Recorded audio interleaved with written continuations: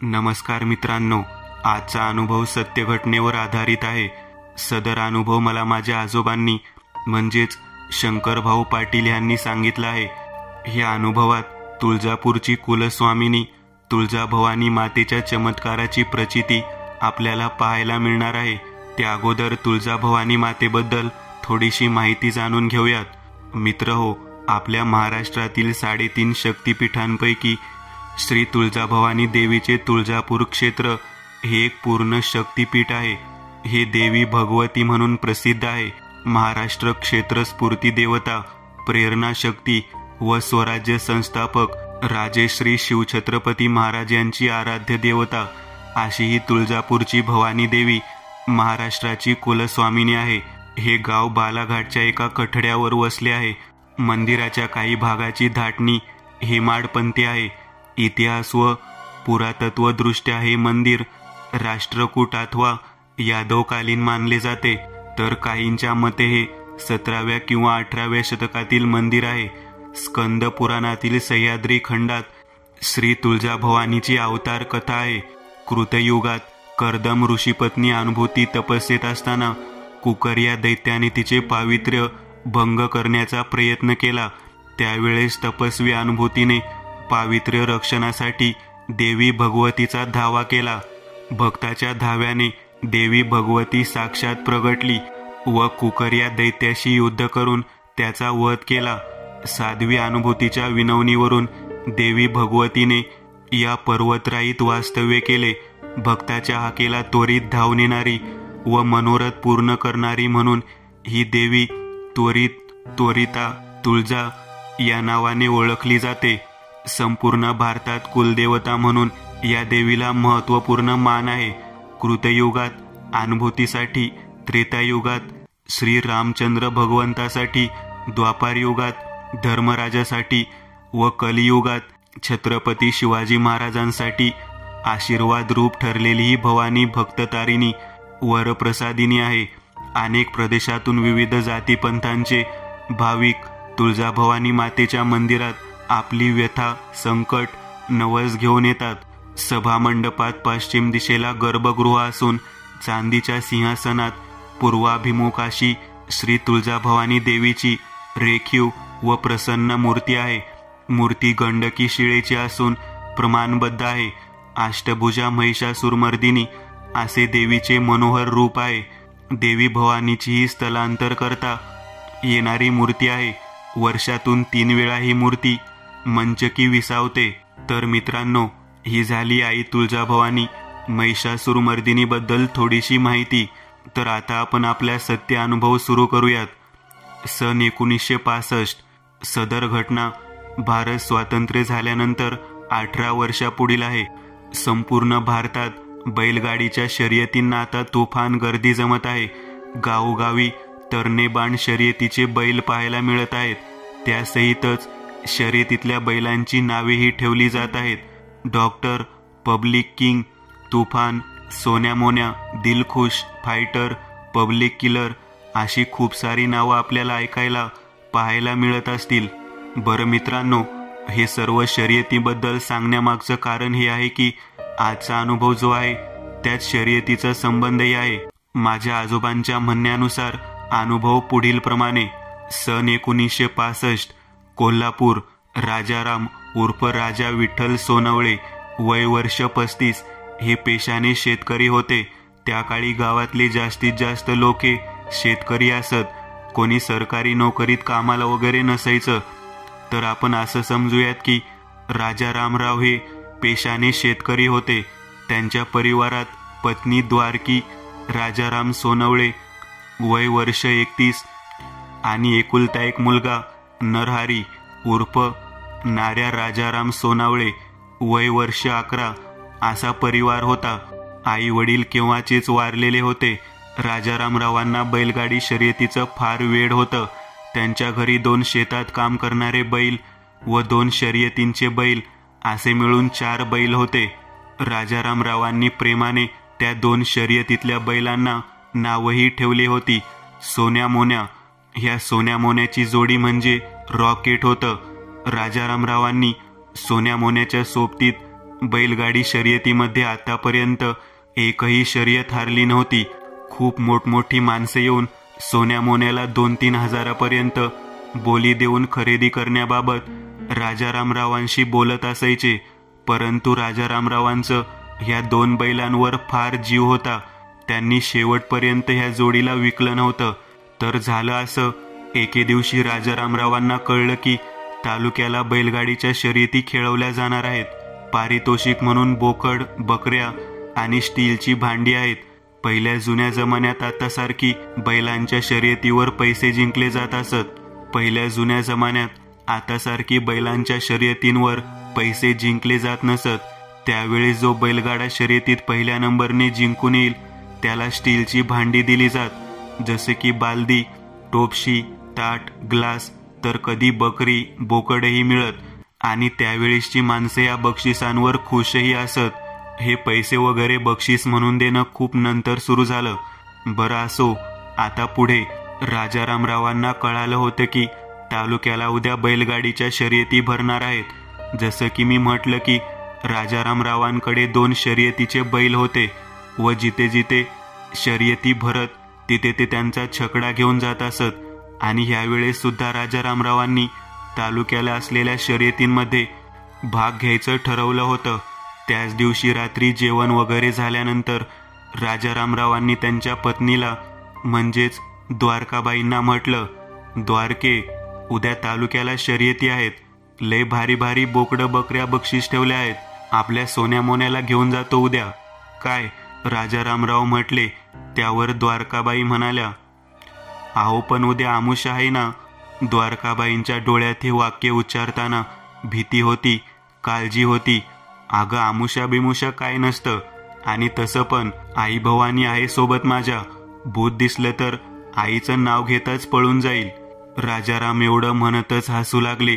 तोच बाजूला बसलेल्या राजारामरावांचा एकुलता एक लेक नरहरी उर्फ नाऱ्या म्हणाला, बाबा मी पण येईल शर्यतीना. नाऱ्याच्या वाक्यावर राजारामरावांनी फक्त हसतच मान हलवली. तसा छोटा नाऱ्या जागेवरच उड्या मारू लागला. त्याला असं उड्या मारताना पाहून द्वारकाबाईही हसू लागल्या. परंतु आनंद क्षणिकच होता. याची मात्र ह्या बापलेकांना मुळीच कल्पना नव्हती. कारण उद्याचा दिवस सोनावळे कुटुंबियांसाठी नवं संकट घेऊन उजाडणार होता. राजारामरावांच्या गावापासून तालुका 1-1.5 तासाच्या अंतरावर होता. बैलगाडी शर्यती सकाळी 9 वाजल्यापासून ते संध्याकाळी 6 वाजेपर्यंत सुरू असणार होत्या. म्हणूनच राजारामराव सकाळी 8 वाजताच शर्यतीचे दोन्ही बैल छकड्याला जुंपून सोबत दुपारचं जेवण पाणी, थोडेफार पैसे घेऊन घरून निघाले होते. त्यांच्यासोबत त्यांचा एकुलता एक मुलगा नरहरी उर्फ नाऱ्या होता. त्यासहितच नाऱ्याचे 2 मित्रही त्याच्यासोबत शर्यत पाहायला आले होते. नाऱ्याचा पहिला मित्र होता गजा आणि दुसरा मित्र म्हणजेच माझे आजोबा शंकर, ज्यांनी हा सत्य अनुभव मला सांगितला आहे.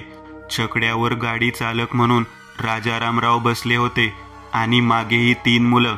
8 वाजता शर्यतीच्या बैलांचा छकडा गावातून निघाला, जो 10-10:15 पर्यंत तालुक्याच्या शर्यतींच्या ठिकाणी पोहोचला. आता म्हणाल 2 तास कसे लागले? बैल तर शर्यतीचे होते ना, ते तर वेगाने धावतात. तर मंडळी कसं आहे की राजारामरावांना बैलांना जास्त दमवायचं नव्हतं, कारण हेच बैल शर्यतीतही धावणार होते ना. म्हणूनच हा प्रवास राजारामरावांनी आरामात केला. बैलांना जास्त पळवलं नाही. आणि हे सर्व माझं मत नाही, तर आजोबांनीच मला सांगितलं आहे. तर पुढे 10:15 पर्यंत ही मंडळी शर्यतींच्या ठिकाणी पोहोचली. पोहोचताच प्रथम राजारामरावांनी बैलांना तिथे असलेल्या एका विहिरीतून बालदीमार्फत पाणी पाजलं व एका झाडाच्या सावलीत आराम करत बसवलं. पोरांनो, तुम्ही सोन्यामोन्याजवळ थांबा, मी आपलं शर्यतीत नाव देऊन येतो, राजारामराव म्हणाले व निघून गेले. शर्यतीच्या मैदानावर आजूबाजूला खूप सारी माणसांची गर्दी दिसत होती. शर्यतीतले बैल लोक मोठ्या गर्वाने अवतीभोवती कासर घेऊन त्यांना फिरवताना दिसत होती. वातावरणात माणसांचे आवाज ऐकू येत होते. शांततेला जणू थाराच नव्हता. काही वेळाने 15-20 मिनिटांनी राजारामराव परत आले त्यांना एकूण 4 शर्यती खेळायला मिळणार होत्या. पहिली शर्यत 1 वाजता, दुसरी 3 वाजता, तिसरी 4:30 वाजता आणि शेवटची शर्यत होती 5:30ची. माझ्या आजोबांनी सांगितलं की सोन्या मोन्या हे 2 जोडीचे तरुण बैल फार जोशिले होते. त्यांच्या धावण्याचा वेग म्हणजे रॉकेट होतं. त्या दिवशीच्या 4ही शर्यती सोन्या मोन्याने नेहमीप्रमाणे राजारामरावांना जिंकून दिल्या होत्या आणि बक्षीस म्हणून राजारामरावांना एक सफेद रंगाची बकरी, 2 स्टीलच्या बालदी आणि एक कोंबडा मिळाला होता. राजारामरावांसहित मुलंही जाम खुश झाली होती. शेवटची शर्यत जिंकल्यानंतर राजारामरावांनी बैलांना पुन्हा पाणी पाजलं. मग पाऊण तास त्या बिचाऱ्यांना जरा आराम दिला आणि मग घरी परतीचा प्रवास सुरू झाला. आताला 6 वाजून गेले होते. तशी वातावरणात झाकोळ पडायला सुरुवात झाली होती. आज आमुषाचा अंधार पसरणार होता. निळ्याशार आकाशगंगेत तेवणारा गोल चंद्राचा गोळा आज या पृथ्वीवर प्रकाश टाकू शकणार नव्हता. आजची रात्र आंधळी होती, म्हणजेच आमुषेची रात्र. या आमुषाच्या रातीला म्हणे काळोखाच्या गर्भात दडलेले ते वर येतात, अंधाराच्या पडद्याआड फिरतात आणि जर त्या पडद्याआड कोण जिवंत मानवाची चाहूल त्या ध्यानांना लागली तर चेष्टा होते, भयचेष्टा.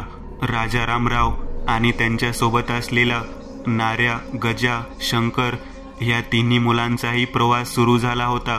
तिन्ही मुलांसोबतच ती बकरी, तो कोंबडाही होता. रात्र झाल्याने आता बैलांना राजारामरावांनी जरासा वेग दिला होता.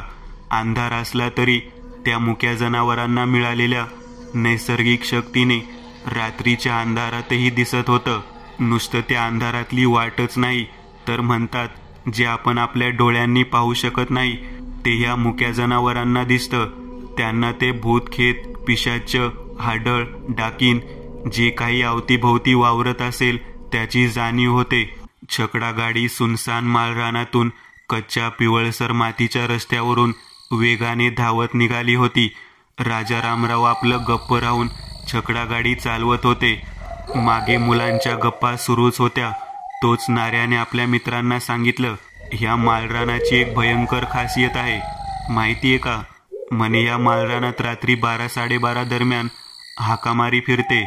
कोणी माणूस दिसला की त्याला आपल्याकडे हाक मारून बोलवते आणि एकदा की तो माणूस तिच्या जवळ पोहोचला की काम तमाम. नाऱ्या म्हटला, गाडीने आता माळरान मागे टाकला. आता जंगलातला रस्ता सुरू झाला. पोरांनो, गप्प बसा आता. जंगल जाईपर्यंत एक पण शब्द तोंडातून काढू नका. इतका वेळ शांत बसलेले राजारामराव म्हटले. होतानाही तो मुलांचा आवाजही आता बंद झाला. ती गूढ शांतता आणि ते जंगलातले भयंकर असे हृदयाचा थरकाप उडविणारे आवाज ऐकू येऊ लागले. कुठेतरी झाडाच्या ढोळीत बसलेली घुबड घुतकारत होती, तर मध्येच टिटवीचा टिवटिव असा चिरकस मृत्यूचा आवाज भेसूरपणे गुंजत होता. किरकिर करत रातकिडे मृत्यू गीत गात होते. त्यातच सोन्या मोन्याच्या गळ्यात असलेल्या घंटांचा एकसुरी नाद घुमत होता.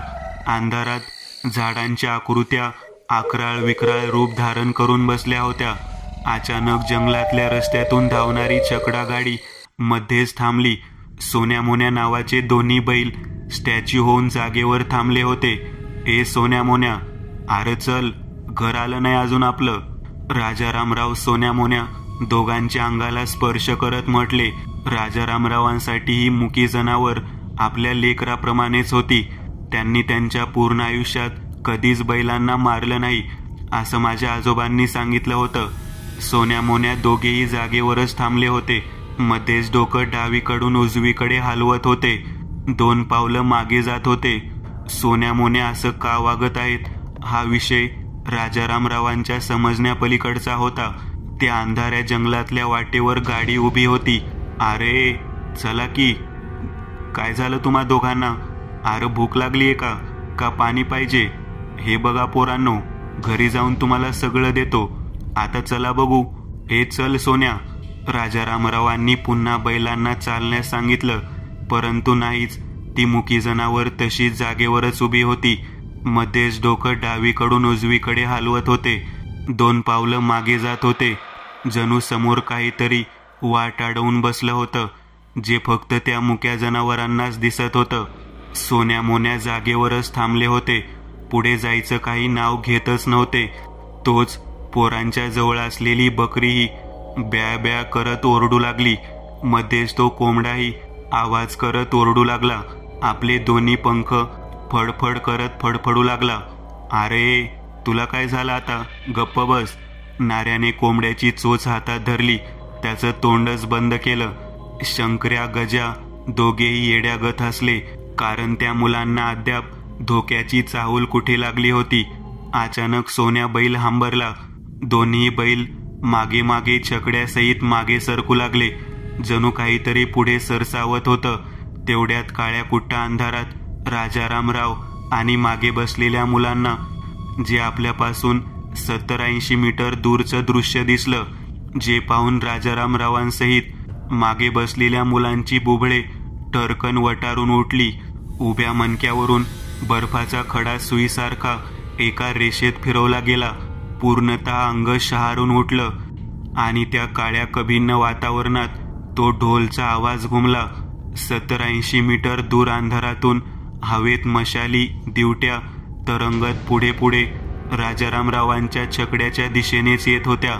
मोजून 30-40 मशाली दिवट्या होत्या आणि त्याच मशाली दिवट्यांच्या उजेडात ढोलताशे वाजत होते आणि मधोमध एक पालखी तरंगत होती. हे दृश्य पाहून राजारामरावांना समजून चुकलं. जंगलात वेताळाचं देऊळ आहे आणि त्याचीच ही पालखी निघालीये. परंतु पालखी घेऊन निघालेले भक्त काही जिवंत नाहीत. ही भूताकेतांच्या पिशाच्यांनी भरलेली त्यांच्या अधिपतीची ही वेताळाची पालखी आहे आणि त्यांच्या वाटेतच आपण उभे आहोत. आपल्या अगोदरच ह्या मुक्या जनावरांना त्यांची चाहूल लागली, म्हणूनच ते पुढे सरसावत नाहीयेत. परंतु जर ह्यांच्या हाती भेटलो तर वाचणं असंभव आहे. तसंही जो वेताळाची पालखी पाहतो तो पुढच्या वेळेस त्या पालखीत दिसतो, अशी एकमेव माहिती राजारामरावांनी ऐकली होती. पोरांनो, डोळे बंद करा, डोळे बंद करा. काय बी झालं तरी डोळं उघडू नका, डोळं बंद करा. राजारामरावांच्या वाक्यावर सर्व मुलांनी आपापले डोळे बंद केले. बंद डोळ्यानाडून कानांवर ढोल बदडल्याचा धमधम असा आवाज कानांना ऐकू येत होता. राजारामरावांना आपली पर्वा नव्हती, परंतु ह्या मुलांना काहीही व्हायला नको असं त्यांनी मनी चंग बांधला होता. राजारामराव डोळे उघडे ठेवून पाहत होते. जसजसं अंतर कमी होत होतं तसे ते अदृश्य आकार नजरेला दिसू लागले होते. मशाली दिवट्या हाती घेऊन भूतांच्या जाती, हाडळ, पिशाच, जखीन, भूत जे जे होती ती सर्वजण नाचत गाजत, मध्येच माकडासारखी उड्या मारत, कोणी वाकुळ्या दाखवत, मध्येच हसत रडत मशाली दिवट्या नाचवत पुढे पुढे येत होती. राजारामरावांनी झटकन आपलेही डोळे बंद केले, कारण मागून वेताळाची पालखी येत होती. एकदा का वेताळाला पालखीत बसलेलं पाहिलं की तो पुढच्या पालखीत दिसतो हे राजारामरावांना माहीत होतं. म्हणूनच त्यांनी झटकन डोळे बंद केले. ढोल ताशांचा भयंकर, हृदयात धडकी भरवणारा आवाज कानांवर आदळत होता. पालखी छकड्याच्या अगदी जवळून जात होती. सोन्या मोन्याच्या हंबरण्याचा आवाज, मागून बकरीचा आवाज, तर मध्येच कोंबड्यांचा आवाज कानांवर येत होता. जणू त्या मुक्या जनावरांचीही भीतीने गाळण उडाली होती. शेवटी ढोल ताशांचा आवाज कानांवर दूर दूर जाताना ऐकू येऊ लागला. पालखी दूर दूर एकदाची दूर निघून गेली. तसे त्या मुक्या जनावरांची आवाज बंद झाली. अगदी चिडीचूप शांतता पसरली. अगदी भय उत्पन्न स्मशान शांतता. राजारामरावांनी हळूच डोळे उघडले. अवतीभोवती पालखीचे कुठलेच चिन्ह नव्हते. ते निघून गेले. हे पाहताच राजारामरावांसहित मुलांच्याही जीवात जीव आला. हे लेकरांनो, आता थांबायचं नाही, चला लवकर. राजारामराव सोन्या मोन्याला म्हटले. ती मुकी जनावरं जणू आपल्या पित्याच्याच परवानगीची वाट पाहत होते. ते दोन्ही बैल वेगाने धावू लागले. गाडी आता कुठेच थांबवायची नाही, बस. राजारामरावांनी मनातच विचार केला.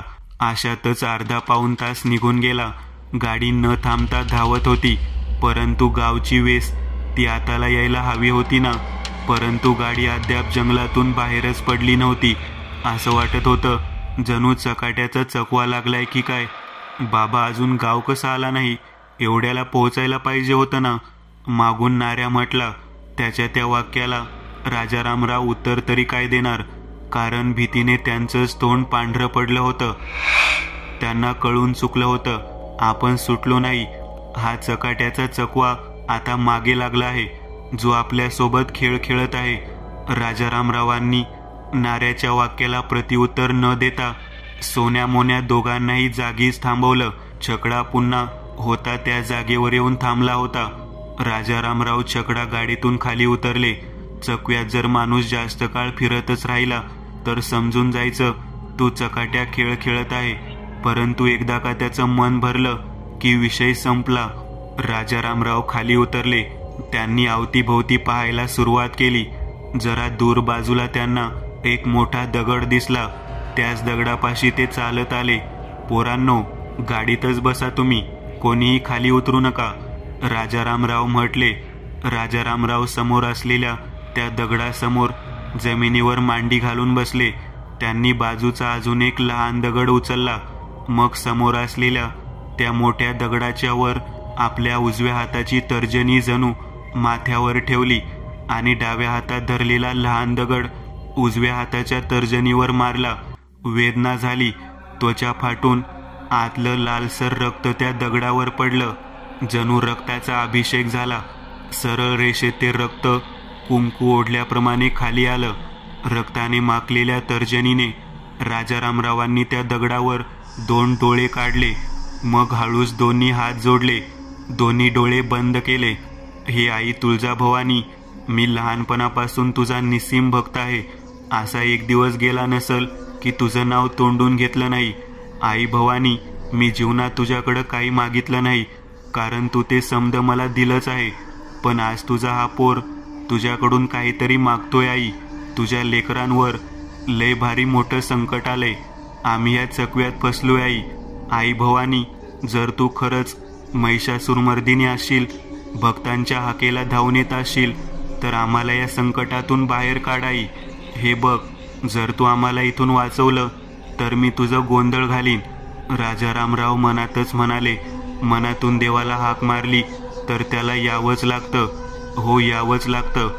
राजारामरावांच्या बंद डोळ्यानाड डोक्यावरच्या केसांवर एक मायेची ऊब देणारा स्पर्शमय हात फिरला. राजारामरावांनी दोन्ही डोळे उघडले. बाजूला वळून पाहिलं. तसे नजरेला एक 70-80 वयाची म्हातारी उभी दिसली. अंगात एक भगव्या रंगाची नऊवारी साडी होती. छातीवर एक हिरवट ब्लाऊज होता. डोक्यावर भगव्या नऊवारी साडीचा पदर घेतला होता. चेहरा सुरकुतलेला दिसत होता. नाकात नथ होती. कपाळावर लाल टिळा होता. प्रसन्न चेहऱ्याने ती माय राजारामरावांकडे पाहत होती. इतक्या अंधारातही त्या मायेचा चेहरा जणू उजळून निघाल्यासारखा वाटला जात राजारामरावांना दिसत होता. काय रे बाळा, इथं काय करतो? काय सांगू म्हातारी आई, आम्हाला चकवा लागलाय. फिरून फिरून तिथंच येतोय आम्ही. राजारामरावांनी आपली व्यथा सांगितली. चकवा? चकवा? अरे नाही र पोरा, हे असं काही बी नसतं. चल तू उठ बघू. माझं घर आहे पुढं, मला तिथपर्यंत सोड. त्या माईच्या वाक्यावर राजारामराव आज्ञाधारकपणे उठले. त्या आवाजातला स्वर काय कमालीचा मधाळ होता. असं वाटतच नव्हतं की ती म्हातारी बाई आहे. राजाराम उठले. त्यांनी उठताच छकडा गाडीत पाहिलं तर तिन्ही मुलं झोपी गेली होती. तो कोंबडा आणि बकरी मात्र जागेवर नव्हती. स्टीलच्या बालद्या आणि टोपशा मात्र जशाच्या तशा होत्या. मुलंही अशा परिस्थितीत झोपली हे जरा राजारामरावांना वेगळं वाटलं. परंतु त्यांनी एक चकार शब्दही तोंडून काढला नव्हता. शेवटी राजारामराव पुन्हा सोन्या मोन्या बैलांचे कासरे हाती घेऊन छकडा गाडीत बसले. मागे ती माई मुलांच्या बाजूला बसली. पोरा, मागून त्या माईचा आवाज आला. आता काय बी झालं तरी गाडी थांबू नको. किती बी आवाज आले, तुझ्या मेलेल्या आईचा, बापसाचा, बायकोचा, कोणाचा बी, तरी गाडी थांबू नको. चल, ती माई म्हणाली. आणि काय आश्चर्य घडलं. सोन्या मोन्या बैल, जे नेहमी राजारामरावांची हाक ऐकल्याशिवाय पुढे सरकत नव्हते, ते आज अचानक बिना हाकेनेच धावले. गाडी जरा पुढे जाते न जाते तोच एक किंकाळी कानावर पडली. ए थांब थांब, ए कुठे पळतो? आवाज भयंकर होता, घोगरा भसाडा होता. त्या आवाजाला ऐकून शेवटी न राहून राजारामरावांनी मागे वळून पाहिलंच आणि जे दृश्य नजरेस पडलं, राजारामरावांच्या अंगावर सरकन भीतीचा डंक मारला. डोळे वटारले. मागून ती बकरी 2 पायांवर धावत येत होती. तिच्या डोळ्यांतली बुबळे पिवळे जर्द आसुरी लकाकीने चकाकत होते. बाजूलाच ते 1 फुटी कोंबडं 3 फूट माणसाच्या उंची एवढं मोठं होऊन बदकासारखं धावत पिच्छा करत राजारामरावांच्या गाडी मागे येत होतं. त्याची ती लाल लेझर सारखी नजर भयंकर होती. थांब थांब, मला घेऊन जा. थांब, आलो. पुढं बघ बोलले ना तुला. अचानक राजारामरावांच्या कानावर तोच आवाज आला. बाजूलाच ती म्हातारी बाई बसली होती. तिचं सर्व लक्ष मागे त्या ध्यानाकडे होतं. त्या आवाजात राग तर होताच, परंतु एक महत्वाची काळजीमयी लय जाणवत होती. त्यात एक बचावात्मक ऊब होती. राजारामरावांनी झटकन वळून समोर पाहिलं. मागून आवाज ऐकू येत होता. हे थांब ना माझ्या पोरा, थांब, मला घेऊन जा. ह्या वेळेस आवाज आला तो राजारामरावांच्या आईचा. पुन्हा राजारामराव मागे पाहणार होते, परंतु कानांना लागलीच मागे नको पाऊस ही चेतावणी लक्षात आली. तब्बल अर्धा तास छकडा गाडी वेगाने धावत होती. मागून आवाज येतच होते. कधी हसण्याचा, रडण्याचा, शिव्यांच्या लाखोल्या वाहिलेचे स्वर ऐकू येत होते. परंतु शेवटी कसं तरी राजारामरावांनी स्वतःच्या मनावर ताबा ठेवून एकदाची जंगलाची वेस ओलांडली आणि मग 15 मिनिटातच ते त्यांच्या गावातल्या घरी पोहोचले. बैलांना मार्ग दाखवायचीही गरज पडली नव्हती. सोन्यामोन्याने अगदी सुखरूपरित्या राजारामरावांना घरी आणलं होतं. परंतु घरी पोहोचताच राजारामरावांना आठवलं, आपण त्या म्हाताऱ्या माईला तिच्या घरी तर सोडलंच नाही. तसं त्यांनी मागे वळून पाहिलं, परंतु जिथे ती माई बसली होती ती जागा आता रिकामी होती. तिथे कोणीच नव्हतं. राजारामरावांच्या डोळ्यातून घळाघळा अश्रुधारा वाहत होत्या. हा चमत्कार न समजायला ते काही लहान होते. ती आली होती. होय, तीच भक्ताच्या हाकेला धावून आली होती. भवानी, आई तुळजाभवानी आली होती. राजारामरावांना यायला खूप उशीर झाला होता. माझे आजोबा शंकर, गजा यांचे आई वडील राजारामरावांच्या घरातच बसले होते. जे बैलांच्या गळ्यातल्या घंटांचा आवाज ऐकून बाहेर आले तसे त्यांना रडणारे राजारामराव दिसले. काय झालं, का रडतोयस, असं विचारल्यावर राजारामरावांनी घडलेली सर्व हकीकत तिथे जमलेल्या सर्वांना ऐकवली. जे ऐकून सर्वांचे भीतीने धाबे दणाणले होते. दुसऱ्या दिवशी राजारामरावांनी जंगलात ज्या दगडावर भवानी मातेला स्वतःचं रक्त वाहून हाक दिली होती तो दगड घरी आणला व साकड घातल्यानुसार गोंधळ घातला. आजही तो दगड राजारामरावांच्या घरी आहे, परंतु ते आज या जगात नाहीत. आणि हो, त्या बकरी आणि कोंबड्याला वेतळाच्या भुतावळीने चकाट्याने नेलं बरं का. आणि आजोबा व त्यांच्या मित्रांना झोप कशी लागली ते त्यांनाच ठाऊक नाही, असं ते म्हटले. बरं तर मित्र हो, हा होता आई तुळजाभवानीचा सत्य अनुभव. आता काही जण हा खोटं मानतील, काही खरं मानतील, परंतु ज्याला दुखतं त्यालाच कळतं. तर भेटूयात पुढील सत्य अनुभवात.